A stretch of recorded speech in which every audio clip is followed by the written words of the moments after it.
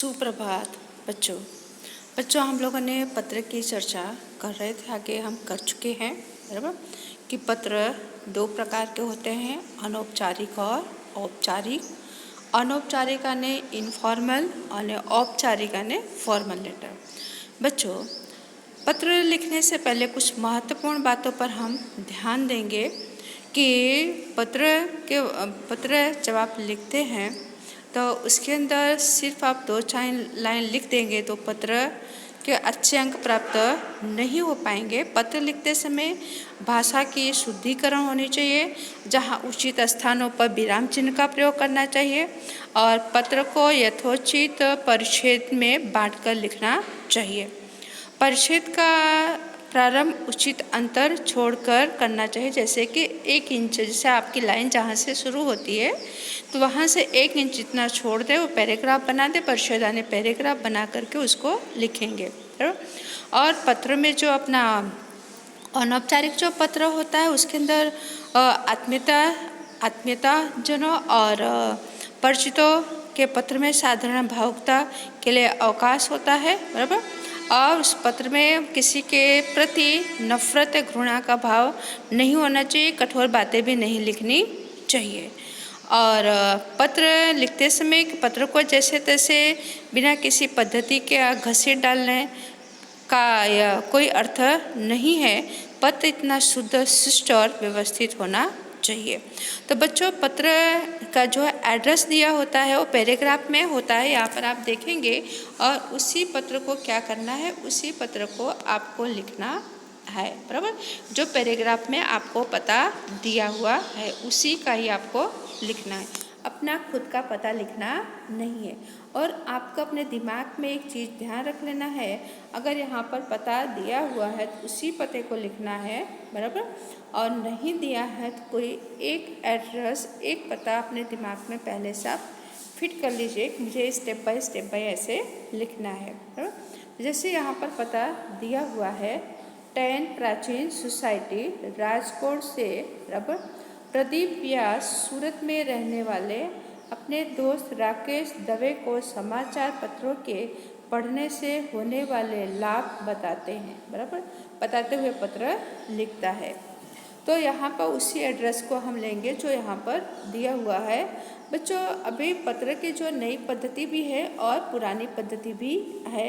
अगर यहाँ पर एड्रेस दिया हुआ है तो आपको पुरानी पद्धति को लिखना है बराबर।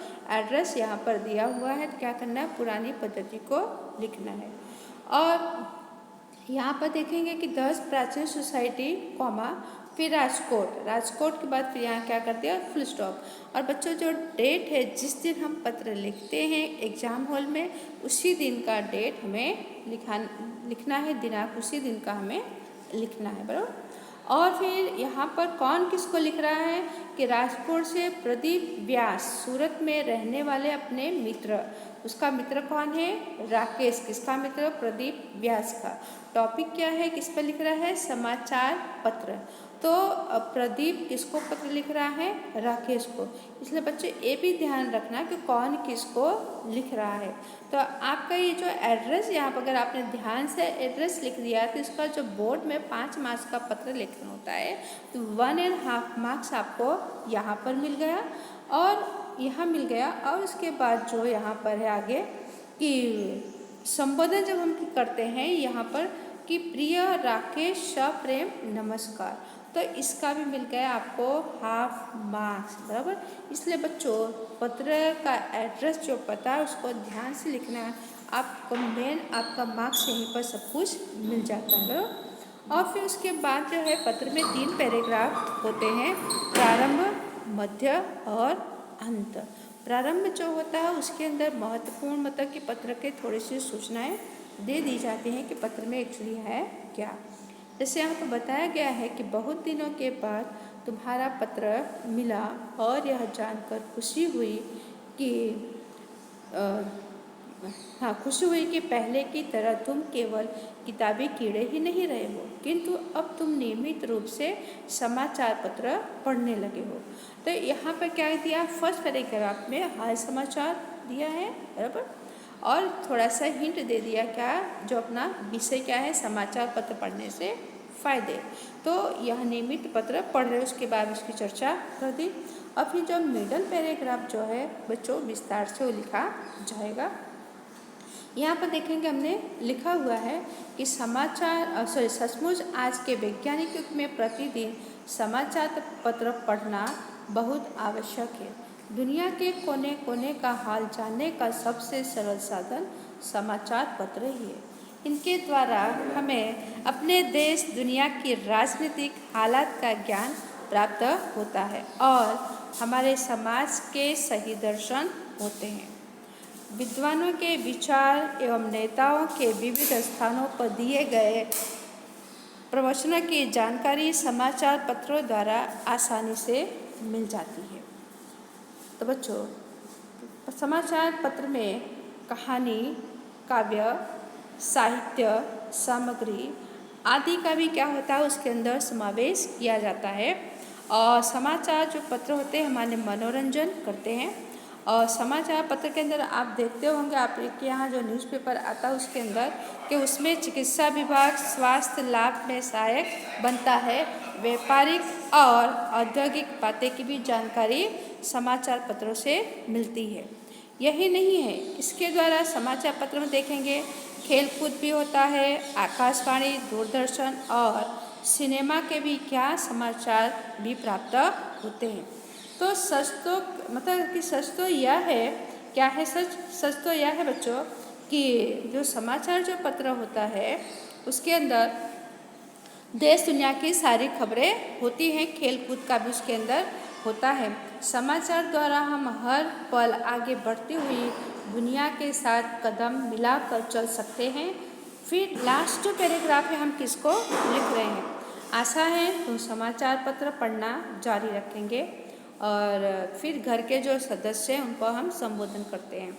तो तुम्हारे माता पिता को सादर प्रणाम, छोटी बहन को प्यार। और फिर एंड में उसका अभिवादन किया यहाँ पर कि किसने लिखा है, तुम्हारा मित्र क्या नाम है, ऊपर हमने देखा वहाँ पर प्रदीप व्यास। तो बच्चों ये इसका इतने का ही कितना मिल गया आपका, ये जो अभिवादन जो किया है इसका हाफ मार्क्स। तो बच्चों यहाँ पर देखेंगे इसका हाफ मार्क्स बराबर और फिर इसका 1.5 मार्क्स प्रॉपर लिखा है और ये हाफ मार्क्स कितने हो गए आपके 2.5 मार्क्स हो गए। और फिर मेन जो यहाँ पर ये जो दिया हुआ है ये कितने 2.5 मार्क्स का है, बराबर पता है कितने मार्क्स का 2.5 मार्क्स का। तो आपको पता संबोधन और अभिवादन इन 3 चीज़ों को महत्वपूर्ण ध्यान देना है। ये 3 चीज़ें अवश्य लिखना है। और आपने 3 पैराग्राफ में क्या लिखा बात है, लेकिन जो बोर्ड में जो पेपर चेकिंग करते हैं तो आपका पहला एड्रेस देखते हैं, आपने संबोधन बराबर किया है कि नहीं बराबर, और फिर उसके बाद अपना अभिवादन कैसा किया है बराबर। तो ये हमने पत्र एक किया कौन सा, इनफॉर्मल लेटर, जिसके अंदर सगे संबंधी रिश्तेदार मतलब माता पिता भाई बहन सब उसके अंदर आ जाते हैं। तो बच्चों एक वैसे ही ये हमने पत्र किया कौन सी पुरानी पद्धति से बराबर। और बच्चों पुरानी पद्धति में क्या जो बोर्ड पे दिया जाता है एड्रेस, आपको एक ही दिमाग पे रखना है मुझे कौन से एड्रेस पर मतलब कि पत्र लिखना है। यहाँ पर मैंने आपको नई पद्धति भी मैंने यहाँ पर दूसरा एक पत्र यहाँ पर है वो भी नई पद्धति यहाँ पर लिखा है। यहाँ देखते हैं कि 10 मॉडल टाउन नई बस्ती दीनबंधु रोड दिल्ली से और सरोज अहमदाबाद निवासी अपनी सखी सीमा को रक्तदान का महत्व समझाते हुए पत्र लिखती है बराबर। तो यहाँ पर बच्चे देखेंगे यहाँ पर एड्रेस दिया हुआ है, तो उसी पते को क्या करना है, हमें उसी पते को लिखना है बराबर, अपना खुद का पता नहीं लिखना है। और इस पते में जो नाम दिया है पर्सन का, लड़का है तो अगर लड़कियां पत्र लिख रही हैं तो जो एड्रेस में दिया हो वही नाम लिखना है, अपना खुद का नाम नहीं लिखना है। अपना खुद का नाम अपने फ्रेंड्स का नाम लिखेंगे बच्चों तो यहाँ पर आपके मार्क्स कट जाएंगे। हाँ, अगर आपको खाली दिया है कि अपने मित्र के जन्मदिन पर पत्र लिखिए, तो वहाँ पर आप अपना नाम, अपने मित्र का नाम लिख सकते हैं। लेकिन यहाँ पर क्या है, यहाँ पर नाम दिया हुआ है, मित्र का नाम दिया हुआ है। इस पत्र में किसका नाम, इस पत्र में लड़कियों का नाम, बराबर। तो दिल्ली से कौन लिख रहा है, दिल्ली से यहाँ पर देखेंगे सरोज लिख रही है, बराबर। तो और किसको लिख रही है, अपनी सखी सीमा को। तो यहाँ पर पत्र का मतलब पत्र में क्या है, रक्तदान। रक्तदान यानी जिसे कहते हैं ब्लड डोनेशन। बच्चों इस तरह के प्रश्न भी क्या बोर्ड की परीक्षा में पूछे जाते हैं, ध्यान रखना।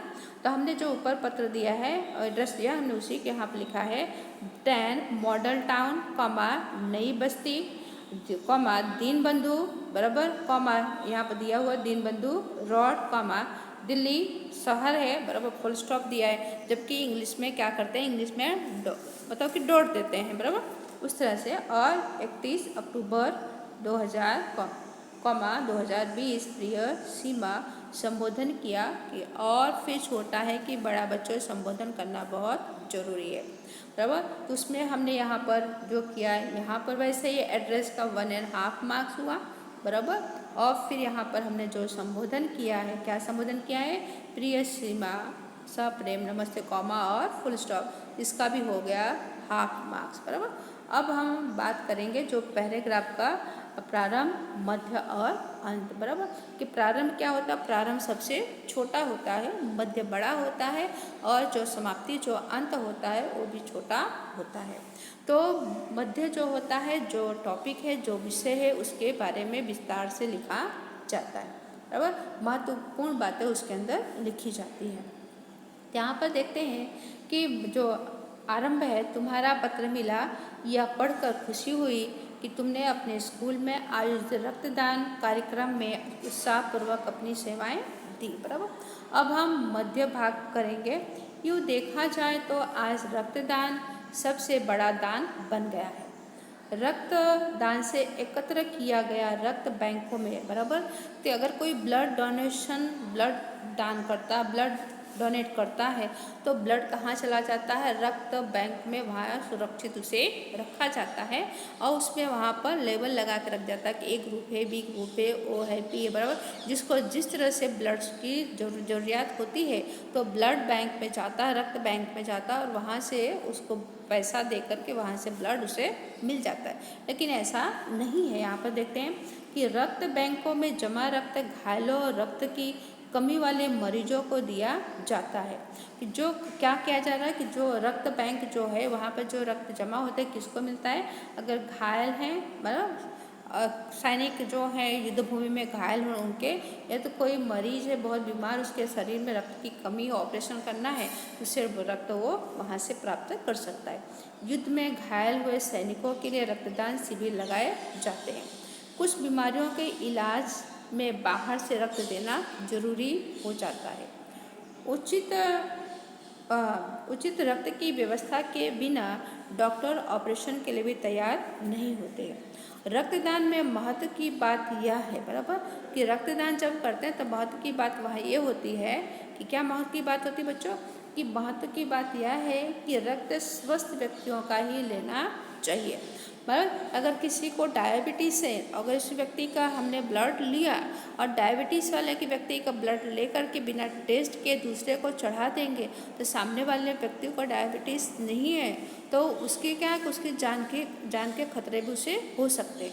इसलिए जब किसी का ब्लड लिया जाता है किसी को देने के लिए, तो दोनों पर्सन का क्या किया जाता है, ब्लड टेस्ट किया जाता है कि कौन से ग्रुप का ब्लड है जिसको देना है, बराबर। अगर जिसको देना उस व्यक्ति का अगर ओ ग्रुप का ब्लड है, तो उसे ओ ग्रुप का ही ब्लड उसे लेना पड़ेगा सामने वाले व्यक्ति से, दूसरे व्यक्ति का ब्लड लेकर उसे चढ़ा नहीं सकते। ओके। रक्तदान से रक्तदाता को न कमजोरी आती है, न अन्य कोई हानि होती है। रक्तदान के उस एक प्रमाण पत्र दिया जाता है, यानी कि जो किसी को ब्लड डोनेशन देता है, कि मान लो कि आपने किसी को अपना ब्लड दिया, तो आपने ब्लड दिया जहाँ पर जा कर के, तो आपको एक प्रमाण पत्र, एक सर्टिफिकेट आपको दिया जाता है। इस प्रमाण पत्र के आधार पर जरूरत पड़ने पर रक्तदाता या उसके किसी सगे संबंधी को आसानी से रक्त उपलब्ध हो सकता है। अगर किसी को रक्त की, अगर मान लो कि आपने किसी को रक्त दिया है और 2 साल 3 साल पे आपके घर में आपके ग्रैंडफादर किसी को दादी को ब्लड की ज़रूरत पड़ी तो आप प्रमाण पत्र लेके जाएंगे तो आपको उस प्रमाण पत्र को देख करके आपको ब्लड क्या वहाँ से फ्री ऑफ चार्ज आपको देंगे वहाँ पर। इसलिए वो प्रमाण पत्र को संभाल के रखना बहुत ज़रूरी है। इस तरह देखें तो रक्तदान आज समय की एक खास ज़रूरत बन गया है। क्या बन गया है? खास ज़रूरत बन गया है। ये हमने बात किया मध्य का। अब अंतिम जो भाग है बराबर, तुम्हारी माता जी की तबीयत अब कैसी है, उन्हें तथा पिताजी को मेरा प्रणाम कहना, चिंटू को प्यार, और तुम्हारी सखी सरोज बराबर। तो यहाँ पर जो क्या अभिवादन जो किया है यहाँ पर, इसका हो गया हाफ मार्क्स बराबर। तो और फिर इसका हाफ हुआ, यहाँ पर हमने एड्रेस लिखा 1.5 संबोधन किया आप बराबर, कितने हो गए 2.5 मार्क्स। और 2.5 मार्क्स आपने जो 3 पैराग्राफ में लिखा है क्या, प्रारंभ मध्य और अंत। तो इस तरह से बोर्ड में पेपर चेकिंग होते हैं। तो बच्चों आपको कहीं भी ऐसा कि आप दोनों पद्धति, ये भी हमने जो किया है इनफॉर्मल पत्र हमने किया है बराबर। इनफॉर्मल पत्र में आपको जहाँ भी समझ में नहीं आया था आप पूछ सकते हैं बराबर। फिर आने वाले समय में भी हम पत्र की चर्चा ही करेंगे और आप इसे देख करके अपनी कॉपी में सुंदर अक्षर में लिख डालिए। और हम लोगों ने इस पत्र की चर्चा भी लगभग क्लास में कर चुके हैं। ओके।